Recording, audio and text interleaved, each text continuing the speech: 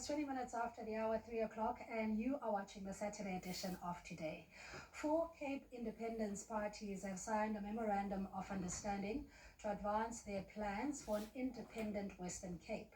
They cite the failures of the Government of National Unity in producing economic growth, combating crime, and reducing unemployment as reasons for their desire for autonomy. Now, the group says that Cape Independence must improve the lives of Western Cape citizens. I'm joined by Referendum Party leader Phil Craig, joining us from Cape Town, and African Transformation Movement leader Vuyo Zungula is live in studio. To both gentlemen, thank you so much for joining us. Phil, let's just start with you. In terms of this MOU, and how further, in your understanding, does this bring you closer to your desire of an independent Western Cape? Yeah, thank you, Cindy, and thank you for the opportunity to talk about this. Look, it brings us significantly closer. I think everyone understands there's been a waiting game. I think South Africa is a country that's in crisis.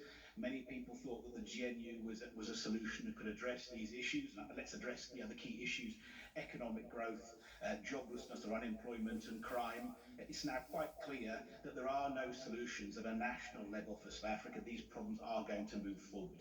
And I think that really is really a good catalyst for us now to move forward and to consult the Western Cape people democratically in a referendum and to see whether they wish, in fact, to pursue this solution of Cape independence, which polling has consistently shown the majority are in favour of holding a referendum, and the majority believe it would improve the quality of their lives and would address unemployment, economic growth, and reduce crime. Mr. Zungula is also a member of Parliament and a leader of the ATM party.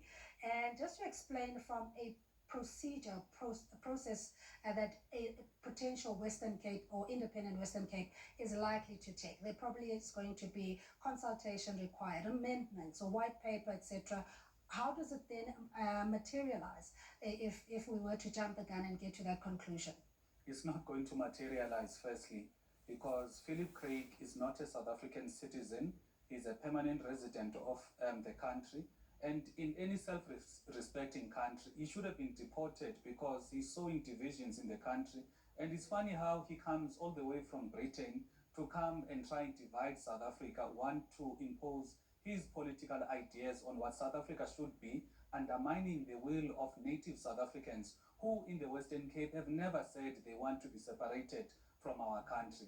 And the other issue here is that even the polls that he's talking about, those polls will never be from people from Ekhayelitsha, Egugulethu, and all of the townships, including Manenberg.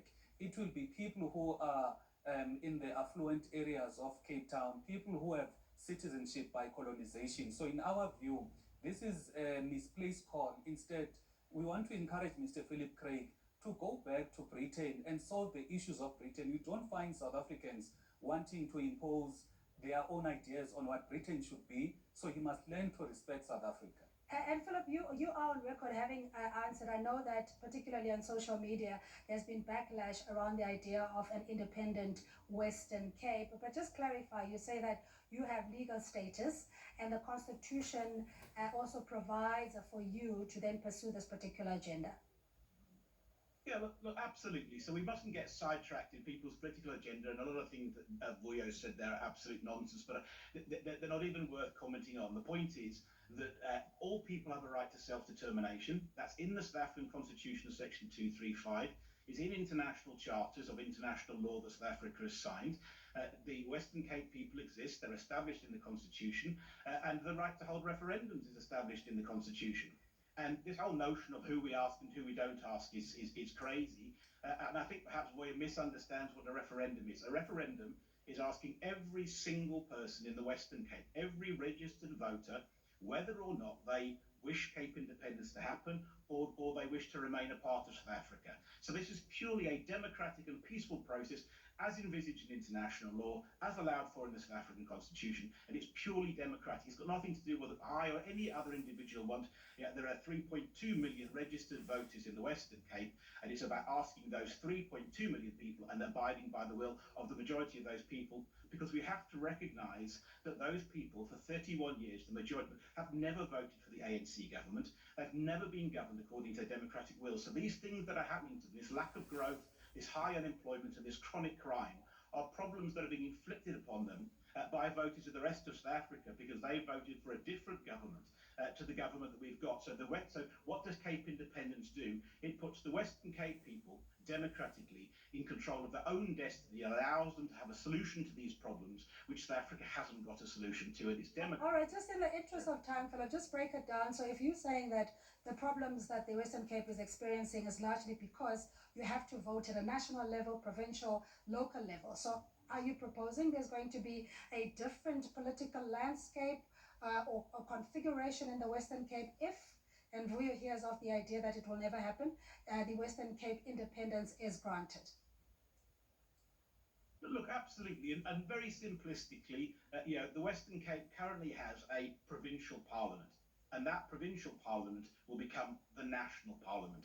And actually, rather than that provincial parliament having to carry out the policies that are voted for in the national parliament, it'll carry out the policies it votes for itself in the provincial parliament. And that, of course, is exactly what independence means. It just allows the Western Cape people to make their own decisions, as opposed to, because bear in mind that the Western Cape people make up about 12% of the population of South Africa. So they're always going to be outvoted by people in the rest of South Africa. So Cape Independence is the only way that they are allowed or able to be able All right, to vote. let's get Vuyo to respond. Sorry, go ahead, please, Vuyo. If you just, particularly when it comes to what the Constitution says, you did say about his legitimacy, number one, as a citizen, or he's got legal standing, whichever that is, it does not preclude one from aspiring or acting in a particular way for self-preservation or whatever reason. The Constitution does allow for all who lives in South Africa to express themselves. So what's your response to the arguments that, they need to break away from the national agenda? Look, what they're wanting to do, it is to effectively break South Africa. There's going to be a new country in their view that will be the Cape Independence or whatever. And they are quoting Section 235 of the Constitution. The first issue that you are citing as a problem, it is his locus standi, because he's not a citizen, he's a permanent resident of a country. He's got citizenship of Britain, and any respecting country should have long deported him and go back to his native Britain. The second thing here is that he's sowing divisions in our country, and clearly he's working with the DA because he's citing that the voters have voted for another party, did not vote for the ANC. He is refusing to accept that currently in the Western Cape and Cape Town, it is the DA that is in charge. So he's trying to paint all of the weaknesses and bad governance of the DA to the ANC government, whereas he should have been holding the DA accountable. And lastly, what we are saying as a party, that firstly, we need to confront the problems that we face in South Africa, work to collectively in all 9 provinces, make the country work for all citizens, not have a case whereby you've got people that are coming from other countries wanting to impose themselves on the affairs of South Africa. That is why you've got the likes of Helen Zille, who are going to say people coming from the Eastern Cape are actually refugees. It is that colonial mentality that seeks to undermine black people, especially in the Western Cape. So what he's trying to drive here, firstly, it is a word between the whites in Western Cape against even the blacks that are also in Western Cape, and also the country, which is South Africa, to see Western Cape and Cape Town as a separate entity, of which I want to say it's not going to happen. There is no way in which South African citizens must accept a new type of colonization whereby foreigners are going to come from Britain and want to take away pieces of land like they want to do with Western Cape, just like they did since 1652. All right, Philip, Phil, sorry, your response just, I suppose, in how this is going to benefit the Western Cape citizens. We know there are challenges by its own admission that the high levels of murder and crime in the Cape Flats, Mitchell's Plain, and Gugulethu, etc., are areas that have largely been neglected and not necessarily provided for. How is this going to work under a so-called independent Western Cape? Well, we can look at the hard data. We've got the data. Let's look, for example, at what the DA said in the GNU when they went in with the ANC. They said we're only in the GNU because we want to deliver economic growth and jobs. Well, the GNU is delivering neither. and the Western Cape has the highest murder rate in the world. Now, the Western Cape government has repeatedly asked for control of its own policing, but the national government and the Western Cape people have voted for that twice in elections. They've voted for a manifesto that includes taking control of policing in the Western Cape.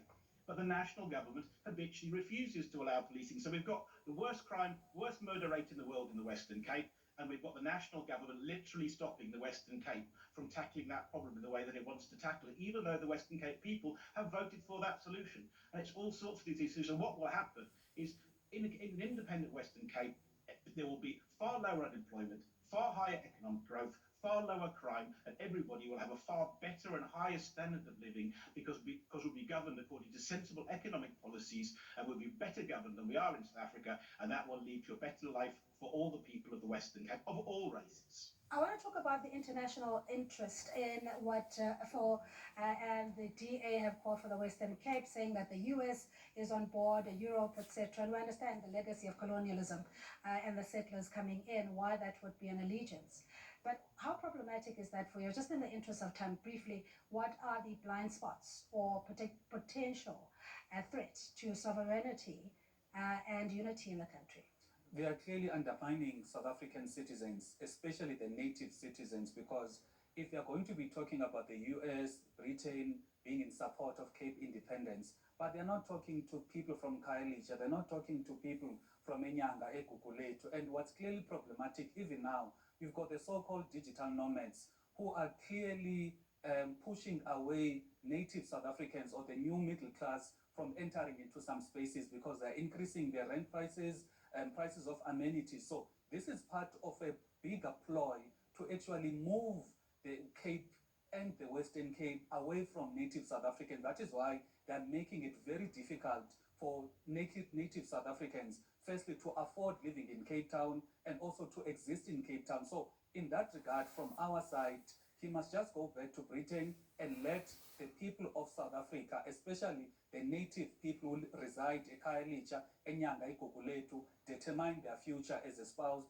in Section 235 of the Constitution. Very briefly, just to wrap up, Phil, do you concede, accept that the Western Cape idea, vision, dream may not materialize? Well, of course I accept that. I mean, we're calling for a referendum to allow the Western Cape people to make their choice. I believe that they will vote for Cape Independence, and we're going to organise that referendum ourselves, so there will be a referendum. So I do believe that will happen.